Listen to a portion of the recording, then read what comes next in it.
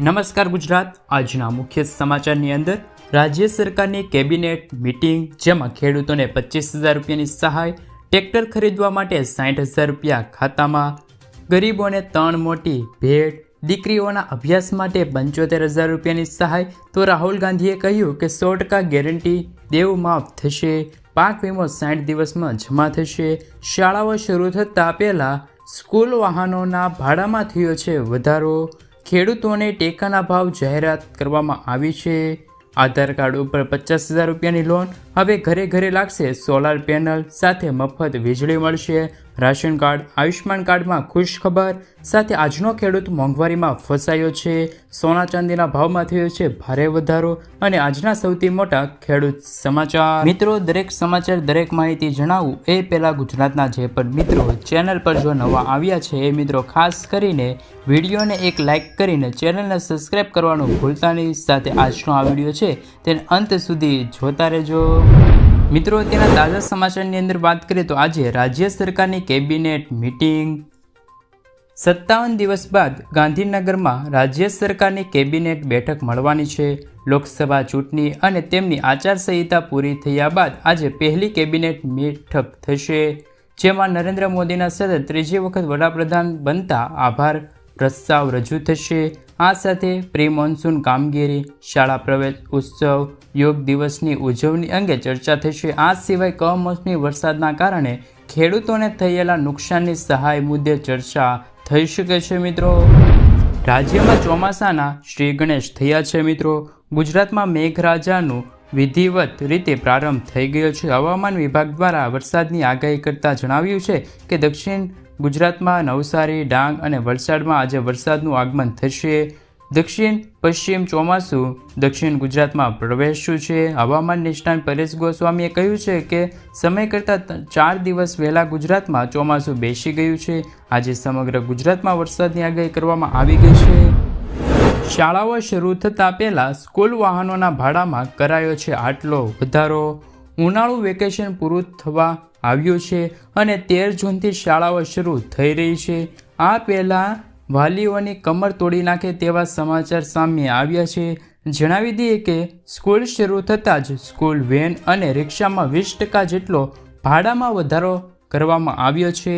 આ પહેલાં school વેનના kilometre દીઠ 1,000 રૂપિયા લેવામાં આવતા હતા, હવે તે વધીને 1,200 રૂપિયા થઈ ચૂક્યા છે। મિત્રો, ખેડૂતોને 25,000 રૂપિયાની સહાય। ગુજરાત રાજ્યના ખેડૂતોને પૂર, દુષ્કાળ અને અતિવૃષ્ટિ જેવી કુદરતી આફતોમાંથી રાહત આપવા ઓગસ્ટ 2020ના રોજ ગુજરાત સરકાર દ્વારા મુખ્યમંત્રી કિસાન સહાય યોજનાની શરૂઆત કરવામાં આવી હતી।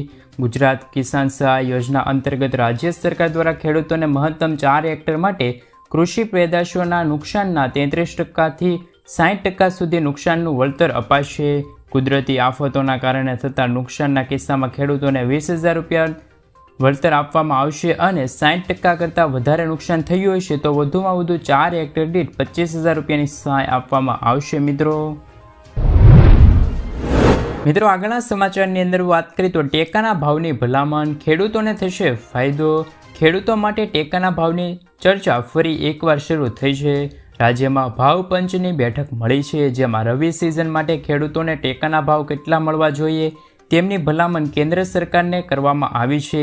આવી ભલામણ દર વર્ષે થતી રૂટીન પ્રક્રિયા છે। રાજ્ય સરકાર તો પોતાના તરફથી ભલામણ કરે જ છે, પરંતુ કેન્દ્ર સરકાર તેનાથી કેટલી સ્વીકારશે તે અલગ ચર્ચાનો મુદ્દો છે।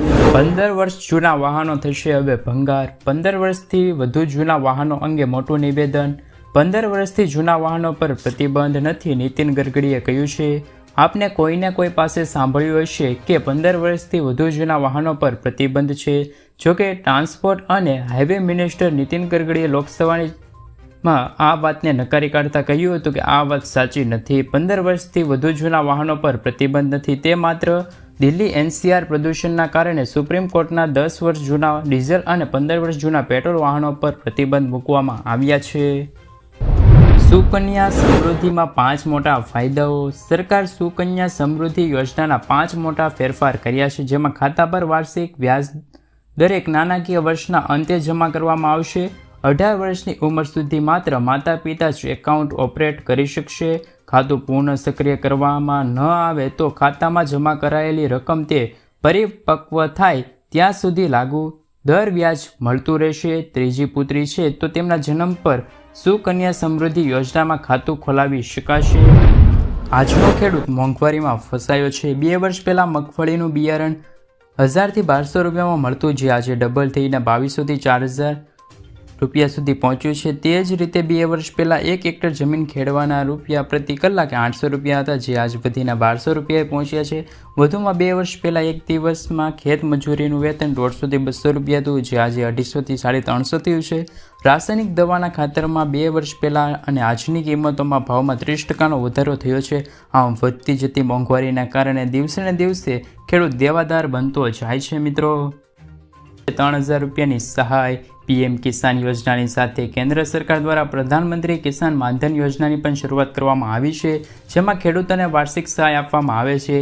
પીએમ માનધન યોજના હેઠળ સરકાર ખેડૂતોના ખાતામાં દર મહિને 3000 રૂપિયા ટ્રાન્સફર કરે છે, જ્યારે આ યોજના હેઠળ ખેડૂતોને માસિક 3000 રૂપિયાનું પેન્શન આપવામાં આવે છે. સરકારે આ યોજનાનું નામ પીએમ કિસાન સન્માન નિધિ યોજનાની રકમ સાથે આપવામાં આવતા પૈસા અલગ આપશે, એટલે કે ખેડૂતોને દર મહિને 55 રૂપિયાથી 200 રૂપિયા સુધીનું યોગદાન કરશે તો તેમને દર મહિને 3000 રૂપિયાની સહાય મળશે. મિત્રો, આગળના સમાચારની અંદર વાત કરીએ તો ઘર દીઠ 15000 રૂપિયાની સહાય મળશે. પીએમ સૂર્ય ઘર મફત વીજળી યોજના વિશે મિત્રો તમે સાંભળ્યું હશે. વડાપ્રધાન નરેન્દ્ર મોદીએ આ યોજના 13 ફેબ્રુઆરી 2024ના રોજ શરૂ કરી હતી. મફત વીજળી યોજના શોર્ટ ટાઈમ રેકોર્ડ બ્રેક 1 કરોડથી વધુ રજીસ્ટર થયા છે. આ યોજના અંતર્ગત દરેક ઘરોને 300 યુનિટ મફત વીજળી આપવામાં આવશે. એટલું જ નહીં, કેન્દ્ર સરકારની આ યોજનાથી તમને 15000 રૂપિયાની વાર્ષિક આવક થઈ જશે. 1 કિલોવોલ્ટ પાવર પ્લાન્ટ દરરોજના લગભગ 4થી 5 યુનિટ વીજળી ઉત્પન્ન કરે છે. આવી સ્થિતિમાં તમે 3 કિલોવોટનો પ્લાન્ટ લગાવો છો તો તમને દરરોજના 15 યુનિટ વીજળી ઉત્પન્ન કરી આપશે, એટલે કે મહિને 450 યુનિટ તમે આ વીજળીનો ઉપયોગ કરી શકો છો. બાકીની વીજળી નેટ મીટરિંગ દ્વારા પાછી જશે અને તમે આ વીજળી માટેના પૈસા મળી જશે. સરકારનું કહેવું છે કે આ વીજળીથી તમને વર્ષે 15000 રૂપિયા સુધીની કમાણી થઈ જશે. હવે ખેડૂતોને મળશે અડધી કિંમતે DAP ખાતર. મોદી સરકારે ખેડૂતોને મોટી ભેટ આપી છે. કેન્દ્ર સરકાર ખેડૂતોના ખર્ચને ઘટાડવા માટે વિશેષ યોજના બનાવી રહી છે, જેમાં સરકાર હવે DAP ખાતરમાં સબસિડી આપવા જઈ રહી છે. ઘણા લાંબા સમયથી સરકાર આ દિશામાં કામ કરી રહી હતી, જેમાં સરકારને સફળતા મળી છે. સરકારે IFFCO દ્વારા તૈયાર કરવામાં આવેલી નેનો DAP લોન્ચ કરવામાં આવી છે. IFFCO દ્વારા તૈયાર કરવામાં આવેલી આ DAP ખાતરની કિંમત 600 રૂપિયા હશે, જેમાં 500 રૂપિયા ગ્રામ DAP ખાતરની પ્રવાહી ઉપલબ્ધ રહેશે. આ ખાતર 1 બોરી જેટલું કામ કરશે. હાલમાં DAP ખાતરની બોરીની કિંમત 1350 રૂપિયા છે, એટલે કે તેમની સરખામણી આ ખાતર છે તે અડધા ભાવમાં મળી રહેશે. મિત્રો, અત્યારના સૌપ્રથમ સમાચારની અંદર વાત કરીએ તો PM મોદીનો પહેલો નિર્ણય, ખેડૂતોને થશે ફાયદો. PM મોદીએ ટ્વિટર પર લખ્યું છે કે સરકાર ખેડૂત ભાઈ બહેનોનું જીવન સરળ બનાવવા માટે પ્રતિબદ્ધ છે. આ મારા માટે ભાગ્યશાળી છે કે સતત 3જી વખત PMના કાર્યભાર સંભાળ્યા બાદ મને તેમના માટે પહેલું કામ કરવાની તક મળી છે. 3જી વખત વડાપ્રધાન તરીકે શપથ લીધા બાદ નરેન્દ્ર મોદીએ કાર્યભાર સંભાળ્યો છે, જેની સાથે જ પહેલો નિર્ણય લીધો છે. મિત્રો, PM મોદીએ કાર્યભાર સંભાળતાની સાથે જ પ્રધાનમંત્રી કિસાન સન્માન નિધિ યોજનાના 17મા હપ્તા બહાર પાડવા માટેની મંજૂરી આપી છે, જેનાથી 9 કરોડથી પણ વધારે ખેડૂતોને ફાયદો થવા જઈ રહ્યો છે. અંદાજે 20 કરોડ રૂપિયાનું વિતરણ થશે. મિત્રો, આગળના સમાચારની અંદર વાત કરીએ તો રાહુલ ગાંધીની ગેરંટી નિષ્ફળ ગઈ. વાસ્તવમાં PM મોદીએ શપથ લીધા બાદ રાહુલ ગાંધીનો વિડીયો સોશિયલ મીડિયા પર ખૂબ જ વાયરલ થઈ રહ્યો છે, જેમાં રાહુલ ગાંધીએ રેલીમાં કહેતા જોવા મળ્યા છે કે હું એક વાતની ગેરંટી આપું છું કે દેશમાં ચૂંટણી ચાલી રહી છે, નરેન્દ્ર મોદી વડાપ્રધાન નહીં બની રહ્યા છે. આ 100% વાત સાચી છે. સાથે જો તમે ઈચ્છો છો તો હું લેખિતમાં પણ આપી શકું છું, હું સહી કરીને તમને બધાને આપી શકું છું.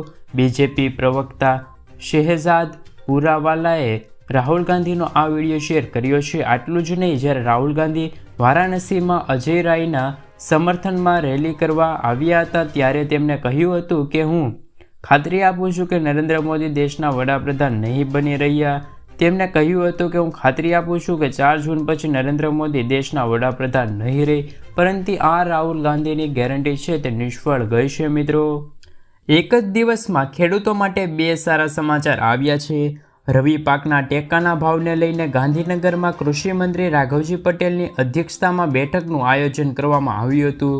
જે બેઠકમાં ખેડૂત આગેવાનો, કિસાન સંઘ અને ગુજરાત ભાવ પંચના સભ્યો પણ હાજર રહ્યા હતા. ત્યારે હવે ભાવ પંચ પાકોના નક્કી કરે અને કેન્દ્ર સરકાર ભલામણ કરશે.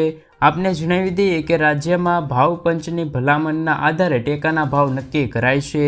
ભાવ પંચની બેઠક બાદ કૃષિ મંત્રી રાઘવજી પટેલનું નિવેદન સામે આવ્યું છે. તેમણે કહ્યું છે કે ખેડૂતોને ભાવ મળી રહે તે માટે સરકાર કામ કરી રહી છે. રાજ્ય સરકાર ભાવ અંગે કેન્દ્ર સરકારને દરખાસ્ત કરશે. વધુમાં કૃષિ મંત્રીએ કહ્યું છે કે ઘઉંના ક્વિન્ટલના 4050 રૂપિયા, ચણાના ક્વિન્ટલના 7050 રૂપિયા ભાવ બેઠકમાં નક્કી કરવામાં આવ્યા છે. સિમ કાર્ડને લઈને નવા નિયમો.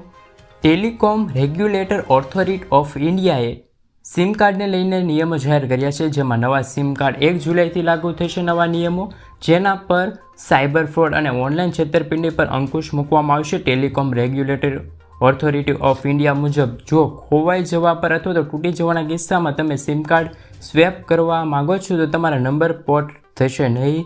આ સમય મર્યાદા 7 દિવસની રહેશે. ઘણીવાર છેતરપિંડી કરનાર સિમ સ્વેપિંગ કરીને લોકોને લૂંટે છે, કેમ કે સિમ કાર્ડ સ્વેપિંગથી જ કોઈ જાણતું નથી. મિત્રો, આગળના સમાચારની અંદર વાત કરીએ તો ખેડૂતોને ઘર બેઠા બેઠા 42,000 રૂપિયાની સહાય.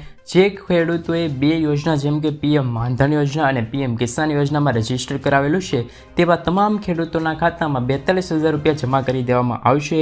સરકાર પીએમ કિસાન અંતર્ગત દર વર્ષે 6,000 રૂપિયા ખેડૂતોના ખાતામાં નાખે છે. ત્યારે કિસાન યોજનાના લાભાર્થી જે પીએમ માનધન યોજનામાં ફોર્મ ભરેલું છે તેમને પણ 60 વર્ષની ઉંમર પછી 36,000 રૂપિયા મળશે. એટલે કે આમ બંને યોજના થઈને 42,000 રૂપિયા ખેડૂતોના ખાતામાં જમા થઈ જશે. મિત્રો, મોદીની ગેરંટી વાહનો ફ્રીમાં ચાલશે.